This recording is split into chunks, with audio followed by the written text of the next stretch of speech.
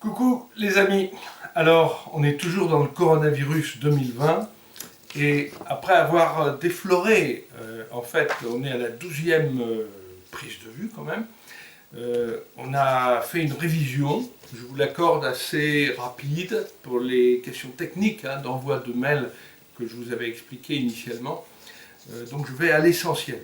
Mais je ne voulais pas quand même clore cette première prise de vue générale de survie sans insister sur les techniques Seitai.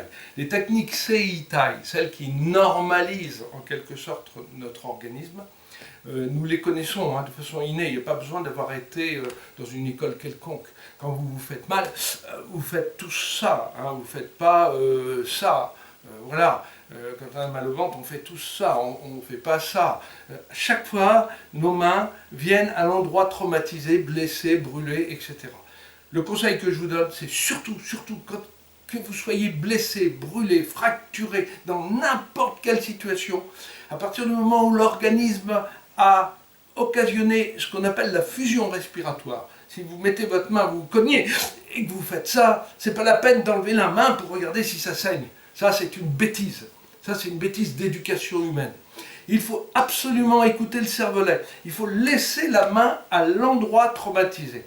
Croyez-moi, quand on est en survie, qu'on est à des heures et des heures de moyens de secours, comme ça a pu être mon cas au Ladakh, en Himalaya ou même en Afrique, croyez-moi, la main, là, quand elle est bien en place, eh ben, c'est elle qui fait le boulot. Et quand vous arrivez au bout de plusieurs heures dans un hôpital, dans un centre de secours, curieusement, les choses sont beaucoup plus bénignes.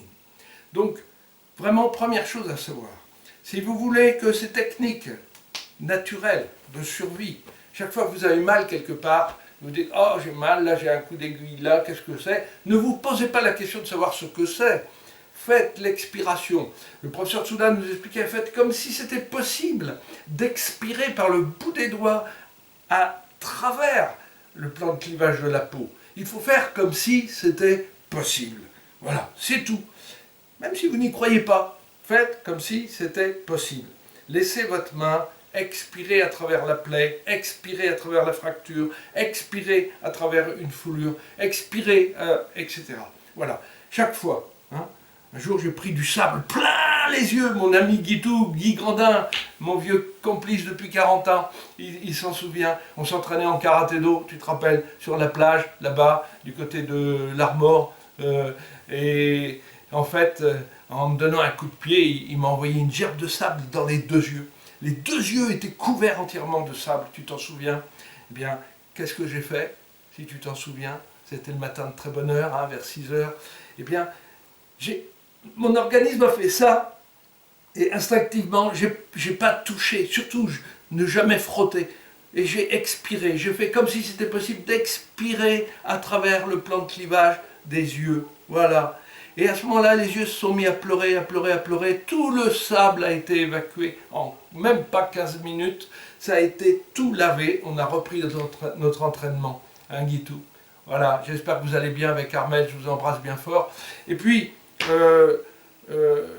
dans une prochaine séquence, je vous réexplique maintenant quelque chose pour le coronavirus. Je vous embrasse fort.